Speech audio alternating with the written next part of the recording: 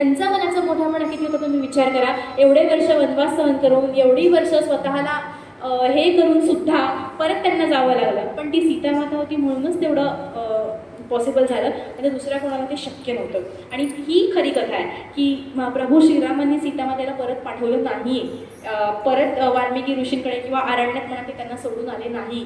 हा मागेचा निर्णय होता, तो राजांना पटलाच नव्हता श्रीरामांना. ते पण त्यांच्याबरोबर जायला तयार झाले होते, पण मातेने त्यांना समजावलं, तुम्ही राजा आहात, तुम्ही तुमची प्रजा अशी सोडून येऊ शकत नाही, तुम्हाला इथे थांबणं गरजेचं आहे.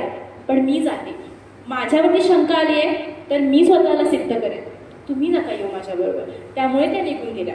म्हणजे हे नवरा बायकोंना अंडरस्टँडिंग तुम्ही बघा पुन्हा एकदा. आपल्यावर त्यांनी असा कधीच प्रश्न त्यांना विचारला नाही, तू ती लक्ष्मणरेषा पारच का केलीस, इतकं सगळं रामायण घडलंच नसतं.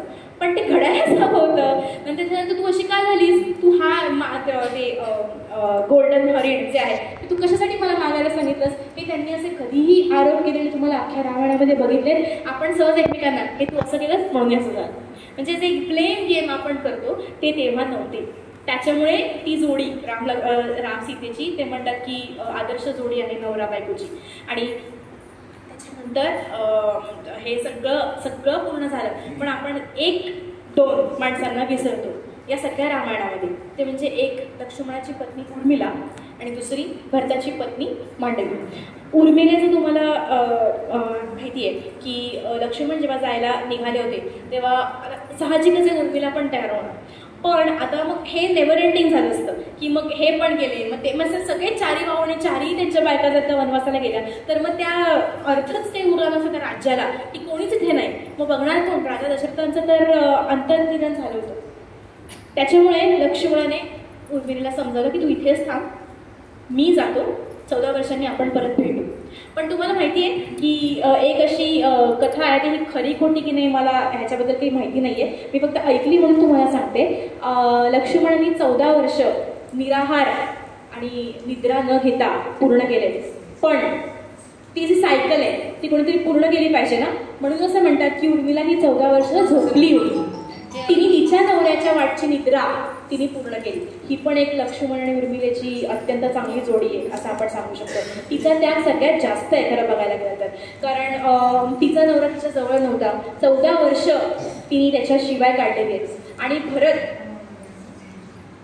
भरताची बायको मांडवी, तुम्हाला माहिती आहे ना, भरताने जेव्हा प्रभू श्रीरामांनी पुन्हा यायला नकार दिला तेव्हा भरताने काय केलं, रामाच्या पादुका सिंहासनावर ठेवल्या आणि तो म्हणाला की मी राज्य करू शकत नाही, पण मी माझ्या प्रभू श्रीरामांचा एक